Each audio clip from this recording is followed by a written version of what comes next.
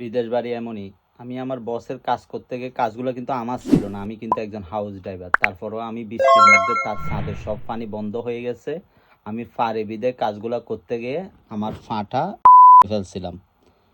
তো এখন নিজে নিজে প্রতিদিন ড্রেসিং করতেছি, নিজে আবার ব্যান্ডেজ করতেছি, আবার কাজও করা লাগতেছে। বিশ্বাস করেন, ওই দিন তো জিজ্ঞেস করে নাই, এরপরে একদিনের জন্য আমার বসে আমাকে জিজ্ঞেস করে নাই যে তোমার পায়ের কি অবস্থা, ডাক্তারের কাছে গেছেও কি না। মানে ওইসব ব্যাপারে কোনো কথাই বলে নাই, একটা টু শব্দও করে নাই।